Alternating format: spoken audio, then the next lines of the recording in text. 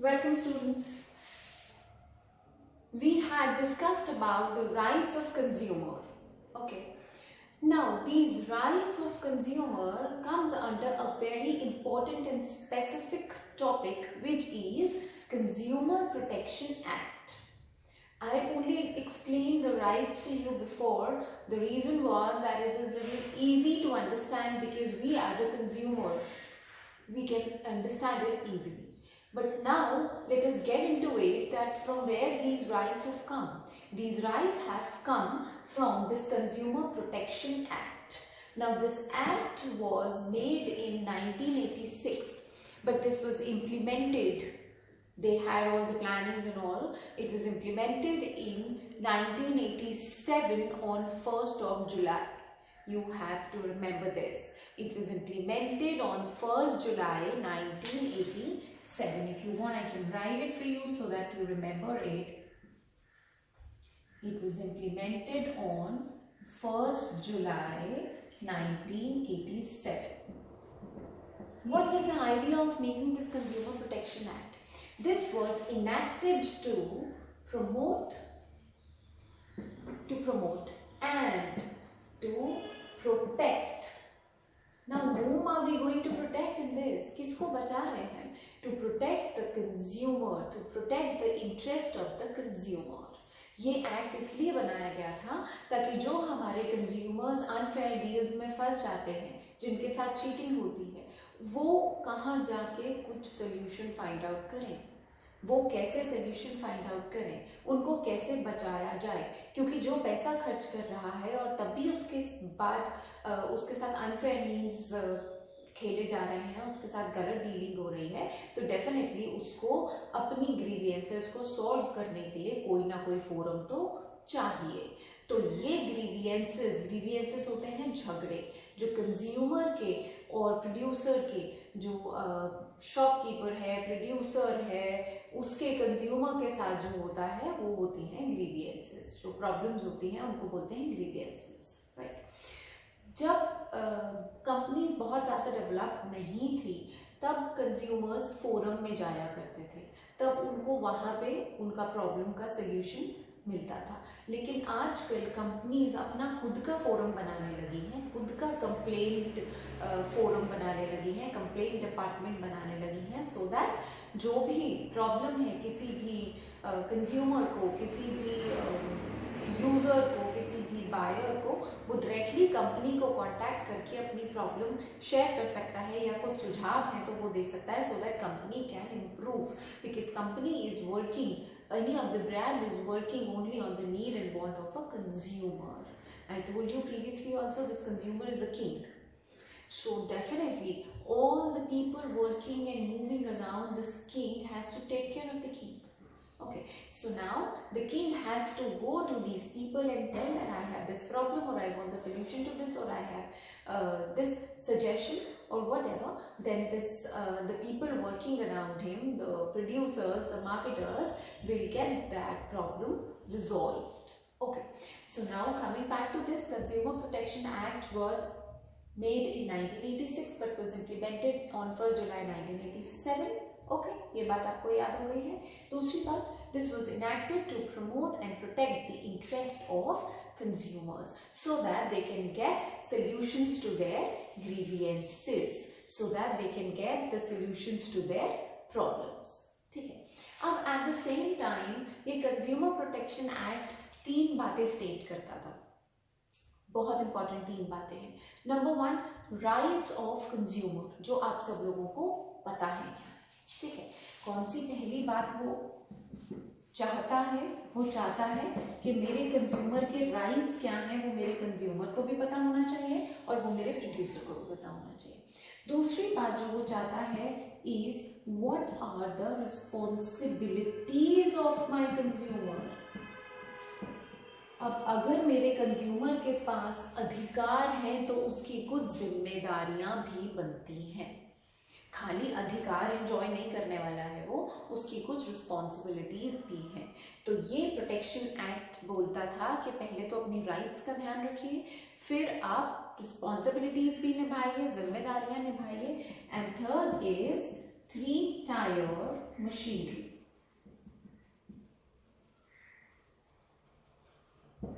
Okay, so now we have already discussed about the rights of consumer. हम लोग consumer rights to consumer हम लोग पढ़ चुके हैं ऑलरेडी. मेरे कंज्यूमर की राइट्स क्या क्या है, इसको मैं ऑफ कर देती हूँ तो ये बेटर हो जाएगा. Rights of consumer, right. Okay, then responsibilities of consumer. अब हम आज पढ़ने वाले हैं कि मेरे कंज्यूमर की क्या क्या जिम्मेदारियां बनती हैं, उसकी क्या क्या रिस्पॉन्सिबिलिटीज हैं, और हम अपने नेक्स्ट लेक्चर में पढ़ेंगे कि 3 टायर मशीनरी क्या है. All right, so let me rub it off so that I can start with the topic responsibilities of consumer. अब आपके हिसाब से एक कंज्यूमर की क्या जिम्मेदारी बनती है? क्या उसको खाली राइट्स एंजॉय करनी है? नहीं, उसको अपनी रिस्पॉन्सिबिलिटीज का भी ध्यान रखना है. तो क्या रिस्पॉन्सिबिलिटी है मेरे कंज्यूमर की? Number 1, what do you think about it? He has to have knowledge about the product.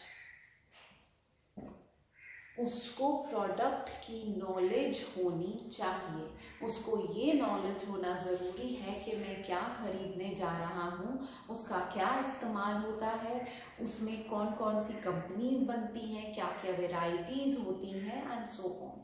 So my customer has to be well organised with the information about the product he desires for.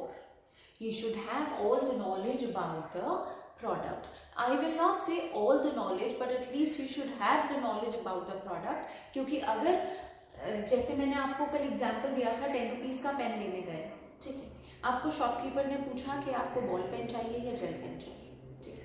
अब I am not an aware consumer. If I am not an aware consumer, I will tell him भैया दोनों दिखा दीजिए, ठीक है. अब मुझे नहीं पता जी बॉल कौन सा है इसमें, हाँ, मुझे नहीं पता जेल कौन सा है इसमें. मेरे दिमाग में बॉल पेन मतलब कुछ गोल बॉल जैसी शेप में होगा क्या, और जेल पेन कैसा होगा, क्या उसमें लिक्विड डलेगा, कैसा होगा, जेल लगानी पड़ेगी क्या उसमें. So many things come to your mind when you are not aware of the product. So my consumer has to be aware of the product. He has to at least know that what he wants.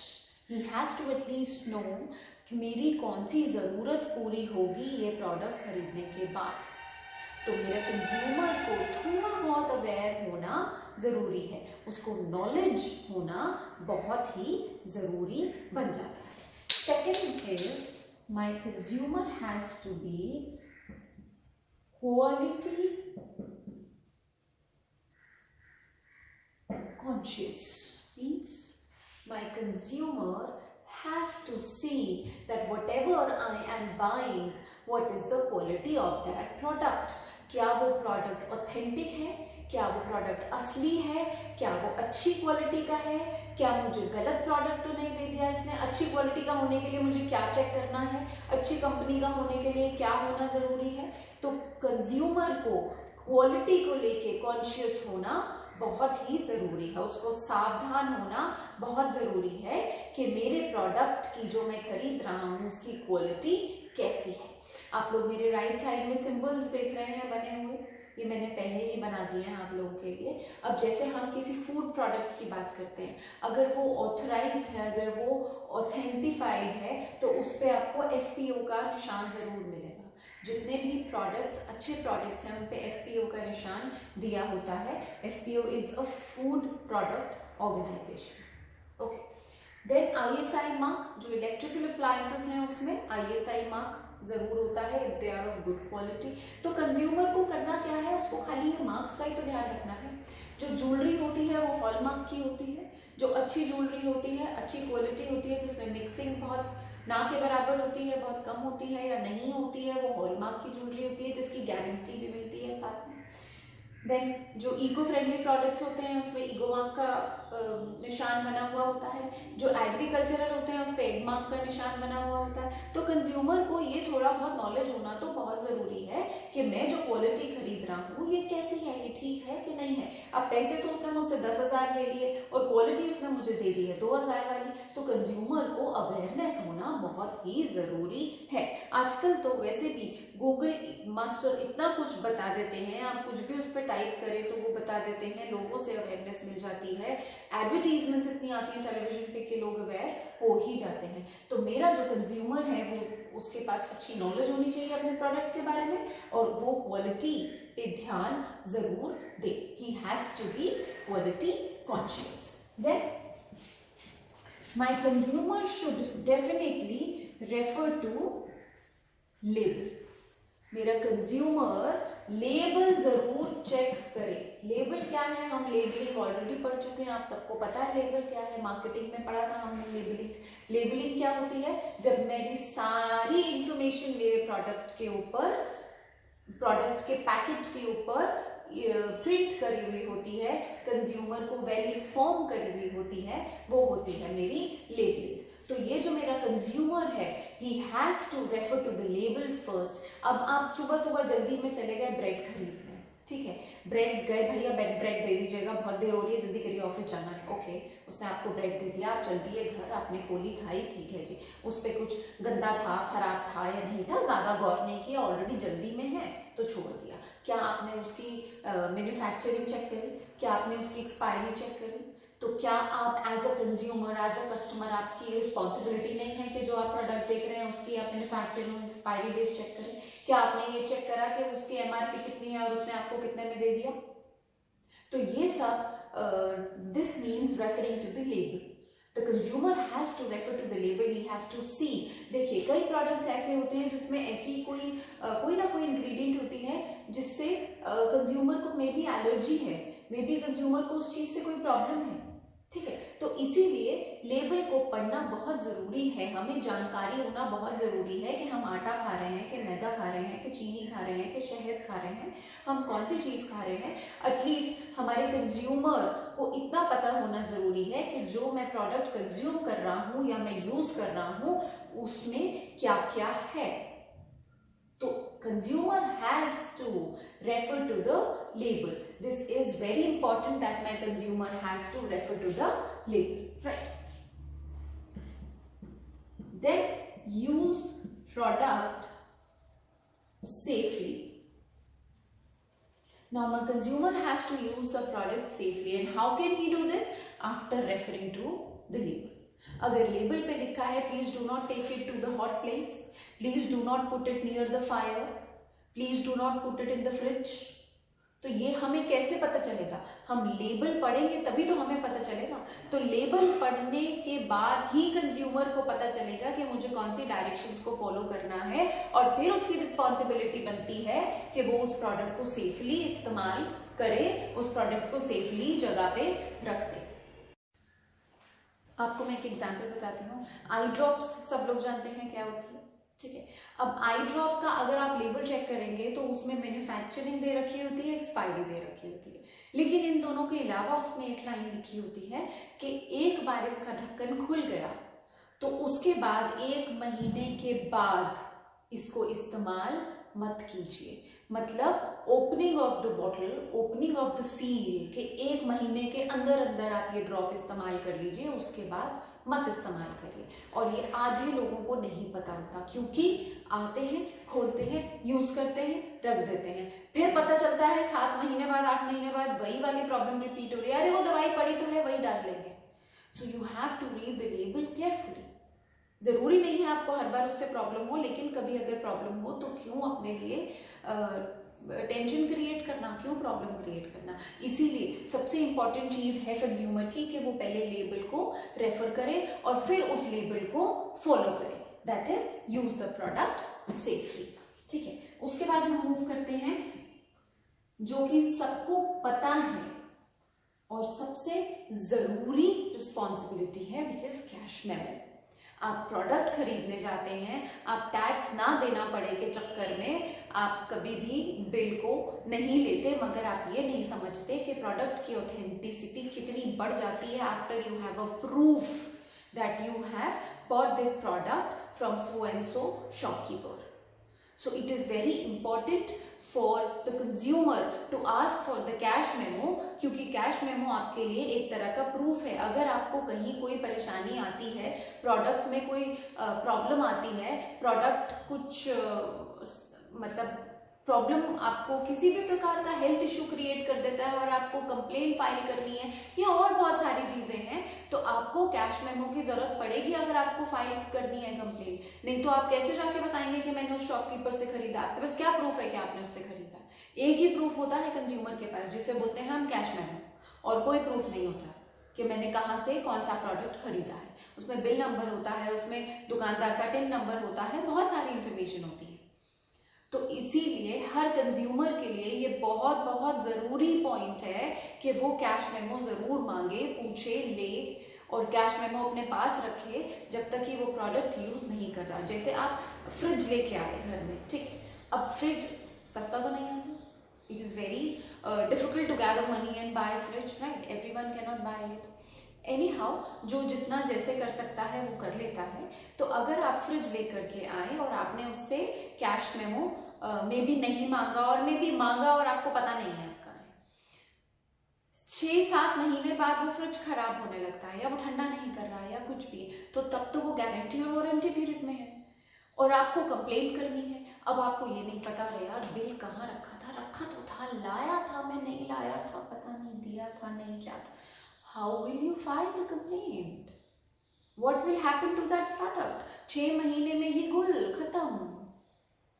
तो आपको bill लेना और संभालना बहुत जरूरी है, क्योंकि अगर उस प्रोडक्ट में कोई ना कोई कैसी भी कंप्लेंट आती है, कोई भी नॉन सेफ्टी इश्यूज आते हैं, कोई भी दिक्कत आती है, हेल्थ इश्यूज आते हैं, हजारियस चीजें होती हैं, तो आपको कैश मेमो का होना बहुत जरूरी है अगर आपको कंप्लेंट फाइल करनी है तो।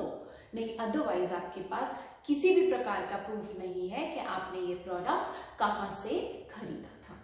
So that is why cash memo is the most important thing a consumer should ask for from each and every shopkeeper. Is that clear? Next is consumer must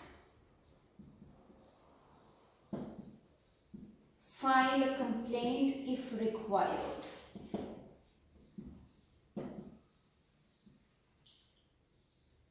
consumer को complain जरूर करनी चाहिए अगर जरूरत पड़े तो। ये ना सोचे कि इस परेशानी में कौन पड़ेगा, अरे कौन कोर्ट के चक्कर लगाएगा, कौन फॉर्म भरने जाएगा, इतना टाइम वेस्ट होगा, अरे छोड़ो नया ले आएंगे। No, don't do that. आपने पैसा खर्च किया है और किसी ने आपको अगर चीट किया है तो वो आपको उसका सोल्यूशन निकाल के देगा, बिलीव मी, बट आपको डेफिनेटली जागना पड़ेगा। आपको वो ऐड याद है ना, दिखाते टेलीविजन में बहुत ऐड दिखाते हैं, जागो ग्राहक जागो। सो यू आर अ ग्राहक, कंज्यूमर, प्लीज जागो और अपनी प्रॉब्लम्स को फोरम में रखो। If you have a problem, company को बताओ अगर कहीं प्रोडक्ट में कुछ कमी है तो company is definitely going to resolve it if the company is aiming to work for a long term. अगर उसको टिके रहना है तो वो आपकी बात सुनेगी, उसके पास ऑप्शन नहीं है। मगर अगर आप घर में बैठ जाएंगे आराम से, अरे कौन जाएगा, छोड़ो ना, कौन, तो फिर वो छोड़ो ही हो जाएगा। ना तो आप कभी जागेंगे और ना वो प्रोडक्ट में कभी सुधार आएगा और आपके पैसे ऐसे ही गंगा जी में चलते चले जाएंगे। तो हमें ऐसा नहीं करना है। कंज्यूमर को अपनी कंप्लेन जरूर फाइल करनी है अगर उसे कंप्लेन है तो, only if it is required. अब खामा में कंप्लेन नहीं करनी है, अगर कंप्लेन है तो उसको कंप्लेन करनी है ताकि उसको उसका सोल्यूशन मिल सके, जस्टिस मिल सके। क्लियर? नेक्स्ट इज, मैं यहां लिखती हूं next is respect environment. Now my consumer has to respect the environment. How? Consumer is not allowed to litter the things here and there. Consumer should not waste the things. Okay जैसे आप market गए हैं और ऐसे लग रहा है अरे ये बर्गर बड़ा अच्छा दिखता है, देखने में तो अच्छा लग रहा है, चलो लेके देखता हूँ। अब लेके देख लिया जी, देखने में तो अच्छा था, खाने में उतना अच्छा नहीं है, उठाया और डस्टबिन में फेंक दिया। वाई? क्या वो आपने फ्री में लिया था? और इवन इफ फ्री में लिया था तो आपके एथिकल वैल्यूज कहाँ गई? आप ऐसे खाना ले करके फेंक नहीं सकते। अगर आपको ज़रूरत है तो आप तभी खरीदिए, और नहीं ज़रूरत है तो एनवायरनमेंट को डिसरिस्पेक्ट मत कीजिए। राइट?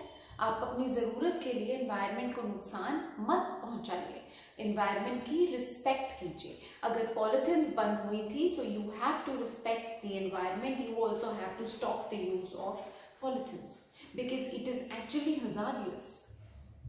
तो आप अपना भी नुकसान कर रहे हैं और आप एनवायरनमेंट का भी नुकसान कर रहे हैं, क्योंकि एनवायरनमेंट में एनिमल्स भी रहते हैं जो ये पॉलीथीन को खा लेते हैं और उससे चोक हो जाता है और उनको कितनी परेशानी हो जाती है, they die also.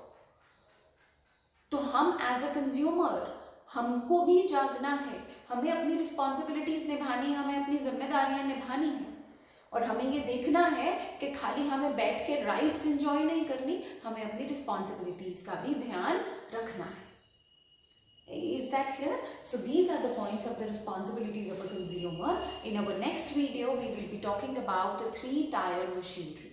Okay, it is very interesting, believe me. थोड़ा सा बड़ा है लेकिन बहुत मज़ेदार है, और जैसे कि आपको बाकी वीडियोस मज़ेदार लग गई हैं, आगे भी और लगती रहेंगी, और मैं उम्मीद करती हूँ कि आप लाइक भी करेंगे, शेयर भी करेंगे, कमेंट्स भी लिखेंगे अगर ज़रूरत पड़े तो, और लगातार मेरी वीडियोस देखते रहेंगे, because you must be getting benefit out of it. Thank you so much.